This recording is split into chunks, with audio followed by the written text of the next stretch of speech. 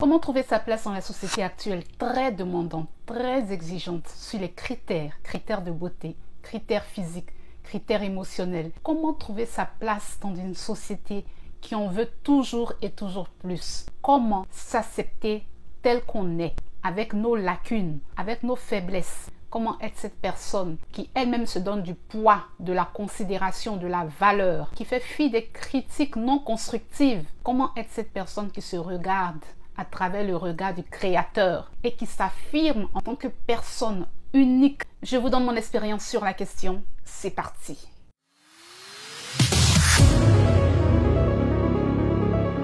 Je dis que nous sommes dans une société aujourd'hui là qui a tellement de critères sur ce que nous devons être que parfois tu te poses des questions pour savoir si toi-même tu es assez. C'est-à-dire que la façon dont tu as été créé là, est-ce que tu as été créé pour ce monde? Est-ce que tu as une valeur ajoutée?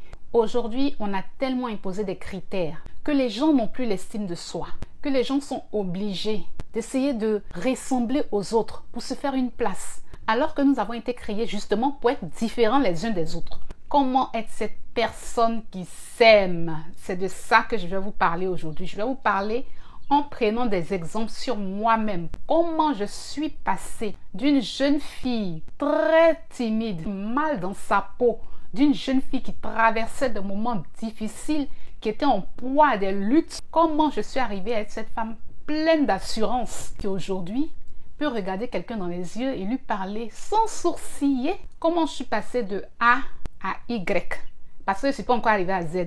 Je m'en vais là-bas comme ça. Voilà. Mon premier problème quand j'étais adolescente ou préadolescente venait du fait que j'ai commencé à développer une acné sévère. C'est-à-dire que c'était une éruption de boutons sur tout mon visage. Pour ne pas arranger le tout, mes amis et même certains de mes parents se moquaient de moi. Ça riait ouvertement pour certains, sous cap pour d'autres. Et comme je m'identifiais dans le regard des autres, quand on se moquait de moi, ça me rendait triste et ça me dévalorisait moi-même à mes propres yeux. Ça faisait que quand j'allais chez ma mère pour les vacances, je restais enfermée dans la chambre. Pour fuir le regard des gens, je sortais pas. Mes meilleurs amis, c'était les livres. Parce que dehors, là, il y a les moqueries, les railleries, les rires gras, les commentaires blessants. Ça a eu pour conséquence que j'étais devenue quelqu'un de très renfermé. C'était un handicap qui m'empêchait de socialiser avec les gens. Je ne pouvais pas être une personne extravertie. Je ne pouvais pas être une personne avenante. Deuxième chose qui faisait que je ne m'aimais pas, ce sont mes dents. Mes dents ont des taches jaunes. Et ces taches-là proviennent d'une substance que ma mère a prise quand elle était enceinte de moi, la cycline. Et cette substance-là s'est formée dans mes dents. Peut-être que vous ne voyez pas, regardez. Ah, qui puis-je? Mais à l'époque, cette tache-là, ça m'empêchait de sourire. Parce que quand tu souris, on dit, qu'est-ce qui est arrivé à tes dents? Pourquoi tes dents sont jaunes? Pourquoi mes dents ne sont pas comme les dents blanches de mes amis? Et pour couronner le tout, j'avais en plus un gap entre les dents. Ce gap-là a été créé par le fait que j'ai sucé mon pouce depuis que j'étais bébé jusqu'en classe de CM1. Ça, c'était mon meilleur ami. Ça, c'était mon best friend. Non seulement il y a la cycline, non seulement il y a les taches jaunes, mais en plus, il y a le gap. Les dents ne se ferment pas correctement parce que j'ai soulevé la dentition supérieure. Donc, ça a eu pour effet que je zozote un tout petit peu quand je parle. Ça aussi, ça m'a créé des problèmes. Parce que tu veux sourire, il y a trou. Tu veux sourire, tes dents sont jaunes comme du maïs. Tout ça, ça m'a fatiguée. Ça a eu pour effet que je ne m'aimais pas. J'ai dit, quand je me regarde dans le miroir, j'ai dit, mais celle-là, c'est qui? C'est pas moi. Dans le miroir, je voyais une étrangère. Troisième chose qui faisait que je ne me supportais pas, c'est mon nez. Je trouvais que mon nez n'était pas assez bien, que mon nez était trop gros. Quand je regarde les magazines, parce que j'ai une tante qui avait une boîte de magazines dans sa chambre. Les magazines Voici, Voilà, Maxi, Paris Match. J'avais un certain modèle, un stéréotype de femme à qui je m'identifiais, à qui je voulais ressembler, des top modèles, des femmes très belles. Iman Bowie, Naomi Campbell. Donc toi, tu te regardes, tu vois ce nez rond et tu te dis, mais attends, pourquoi j'ai pas un nez fin? Pourquoi j'ai pas un nez aquilin, un nez aristocrate? Je dis, pourquoi j'ai pas ce nez? Et j'ai hérité du nez de ma famille paternelle. J'ai dit, mais ma maman, elle a joli nez. Moi, j'ai fait 9 mois dans son ventre, elle m'a pas donné le nez là. On peut être méchante comme ça et ne pas donner son nez à son enfant. Aujourd'hui, je valorise ce nez. Quand tu me dis ton nez est rond, ton nez est court, ton nez, je dis pourvu que je respire, pourvu que l'air passe, pourvu que j'inspire et j'expire. Aujourd'hui, je valorise ce nez. J'en fais la promotion. Si tu dis qui a joli nez, on fait concours de joli nez, je me présente. Parce que j'aime mon nez. Oui, rond, plat, court, mais qui respire efficacement. J'ai le nez fin. Ce nez-là détecte les odeurs à des kilomètres à la ronde. Je pouvais travailler dans le domaine du vin ou dans le domaine des parfums, des senteurs. Parce que ce nez-là, il est recherché. Attention. Une autre chose qui faisait que je ne m'aimais pas quand j'étais plus jeune, c'est mon apparence physique, c'est-à-dire physiquement mon corps. Puisqu'à la puberté, vous savez que le corps change. Vous savez que le corps opère une mutation. Et moi, mon corps avait commencé à opérer une mutation physique. C'est-à-dire que je commençais à devenir une femme. Donc, du coup, j'avais commencé à avoir des rondeurs. Et les rondeurs avaient vraiment commencé à s'imposer à moi. C'est-à-dire mon corps avait commencé à s'élargir. J'ai eu beaucoup de difficultés à accepter ça. Parce que, comme je vous disais, je m'identifiais au top modèle. Et prendre du poids pour moi était quelque chose d'absolument inacceptable. Et comme je vous l'ai dit, il y a toujours des gens pour se moquer. Il y a toujours des gens quelque part pour te rabaisser, pour te rappeler ton statut, pour émettre des critiques négatives. Toujours des gens pour vous dévaloriser. Et j'ai subi ça à cause de mon poids. Ah, faut faire régime, maigrir un peu. Une enfant qui a entre 15 et 18 ans, vous voulez qu'elle maigrisse, c'est pour aller où? C'est pour faire quoi? Elle doit quoi à qui? Ce qui faisait que, comme je vous l'ai dit, je partais en vacances chez ma mère. Je mangeais orange, je mangeais banane à midi. Ma mère était sur mon dos, mange normalement. Je dis, je suis un régime. Tout ça parce que les gens parlaient. Donc vous qui êtes là, toujours qui passez votre temps à dévaloriser les autres sur leur physique, qui trouvaient qu'ils ne sont jamais assez là. Ah, tu es trop mince, manger un peu, tu as grossi. Ah, mais il faut faire un petit régime, tu as maigri un peu, tu as pris trop de poids. Frotte un peu de produit, tu as devenu un peu clair, tu as fait ressortir ton teint. Ressortir en comment? Tu es né noir, c'est quel teint que tu as en dessous de ton teint qui va ressortir? Tellement que vous voulez qu'on soit conforme à vous, vos désidérata. Qui vous a dit ça? Dans tous ces facteurs mis ensemble, vous comprenez que mon adolescence n'a pas été de tout repos, que mon adolescence n'a pas été facile, que mon adolescence a été une lutte acharnée pour l'affirmation de soi, pour l'acceptation de soi. Tout était mis en œuvre pour que je ne m'aime pas. Les critiques. Et puis il y a eu aussi ma perception de ma propre personne que je comparais à des personnes qui pour moi étaient des personnes idéales. Mais comment j'ai réussi à surmonter ça pour devenir cette femme aujourd'hui? Qui s'en fout du qu'en dira-t-on? Qu'il faut dire ce que tu veux.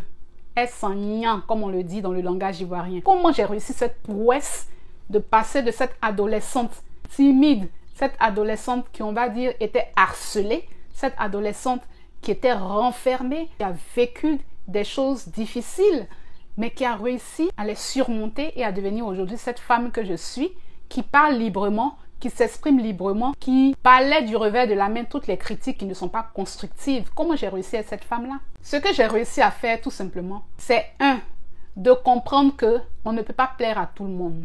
La preuve, quand Christ est venu sur la terre, là, il n'a pas fait l'unanimité.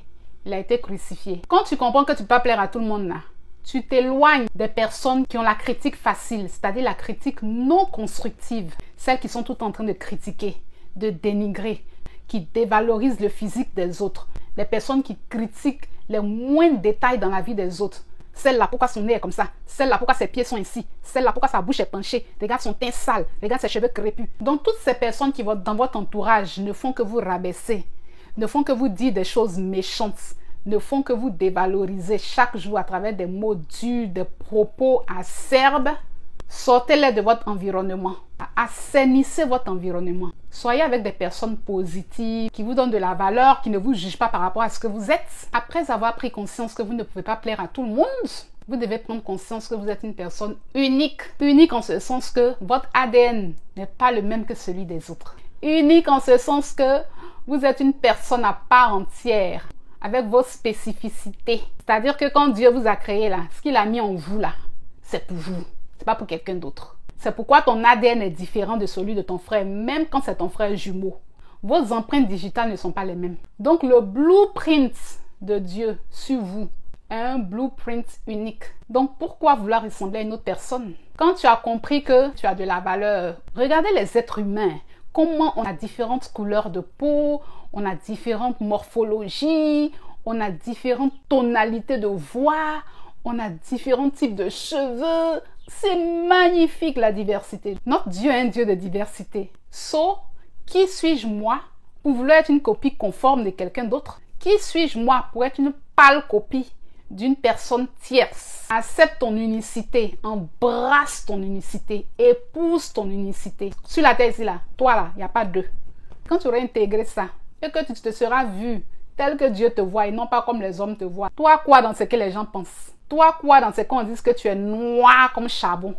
Toi quoi dans ton nez est gros, ton nez est plat, ton nez est court? Toi quoi dans ça? Ça va te glisser sur le corps. Autre chose que j'ai eu à faire, je me suis investie à fond dans ce que j'aime. Je ne suis pas restée sur ce que les gens disaient de moi. Je me suis transcendée. C'est-à-dire que j'ai trouvé de la valeur dans ce que j'aime. J'aime dessiner. J'ai commencé à dessiner. J'aime les études. Je me suis mise à fond dans mes études. J'aime parler en public. J'aime chanter. J'aime m'exprimer. Et quand j'ai commencé à faire toutes ces choses, c'est-à-dire que j'ai commencé à développer mes talents, ce que Dieu avait déposé en moi. J'ai commencé à explorer mes talents un à un. J'ai vu que j'étais une femme, mais attends, qui avait des ressources. Je me suis dit donc, attends, j'ai tout ça. J'étais couchée là-bas, en train de me morfondre sur des choses inutiles. Mais j'ai perdu mon temps à écouter des balivernes, alors que je pouvais bien évidemment prendre conscience de qui je suis et puis commencer à explorer toutes ces choses, tout ce potentiel que Dieu a mis en moi. Vous avez du potentiel. Cherchez, ça se trouve en vous. Il y a quelque chose que vous aimez ou que vous savez faire ou que vous avez appris à faire. Développez ça. Vous-même, ça va vous donner de la valeur à vos propres yeux. Avant de chercher les yeux des autres. Les yeux des autres, là, on n'a aucune emprise dessus. S'ils veulent aimer, ils vont aimer. S'ils ne veulent pas aimer, ils ne vont pas aimer. S'ils veulent critiquer, ils vont critiquer. Ce sur quoi tu as de l'emprise, là, c'est toi-même d'abord, tes propres yeux. Comment tu te vois? Comment tu te regardes? Comment tu t'apprécies? Est-ce que toi-même tu t'aimes? Avant d'aimer quelqu'un ou avant de rechercher l'amour de quelqu'un, il faut que toi-même en tant que personne, tu t'aimes, tu te valorises, tu t'apprécies. Si tu n'arrives pas à le faire, ce sera difficile.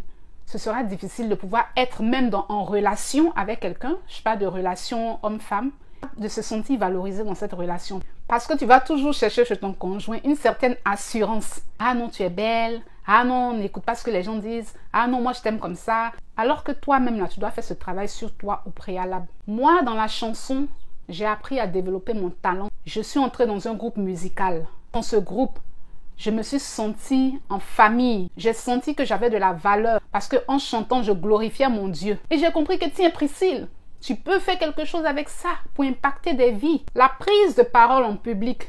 J'ai commencé à prendre la parole en public à l'église, dans les chansons, dans les moments d'adoration, mais aussi dans le cadre de mon travail, parce que j'étais chargée de communication. J'ai pris la parole en public à plusieurs reprises. J'ai animé des cérémonies d'envergure. J'ai animé des mariages.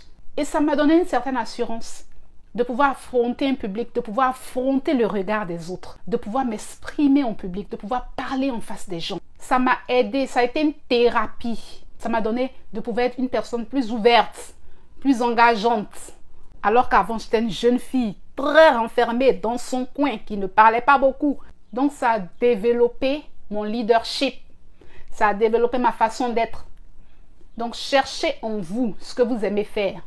S'il y a quelque chose que vous aimez faire ou que vous voudriez faire qui demande que vous soyez formé, formez-vous. Acquérez les compétences. Et puis, valorisez-vous. Que ce soit dans le monde professionnel, que ce soit dans le monde social, que ce soit dans vos activités ludiques. Affirmez-vous.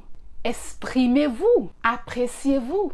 On peut naître avec des choses qui pour nous handicapent.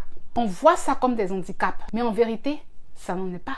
La femme que je suis aujourd'hui, c'est quoi que tu vas me dire qui, moi, va faire que je vais trembler? C'est quoi que tu vas me dire qui va faire que je vais changer d'avis sur ma propre personne? Parce que je ne me regarde pas en fonction de ton filtre.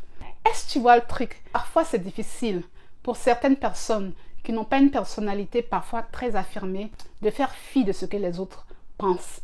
Vous devez savoir que vous n'arriverez jamais à changer la vie d'une personne sur vous. Vous ne pouvez pas changer ce qu'une personne pense de vous.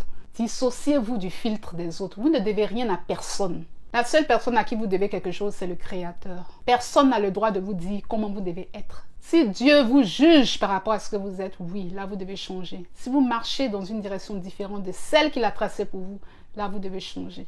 À ces personnes qui passent leur temps à toujours critiquer, à toujours blâmer, à toujours voir le mauvais chez les autres. Vous pensez qu'on est né pour faire ce que vous voulez que nous en fassions? On a vu clair dans votre jeu. Critiquer, nous on avance. Blâmer, ça glisse sur notre corps. Insulter, on fait rien ça.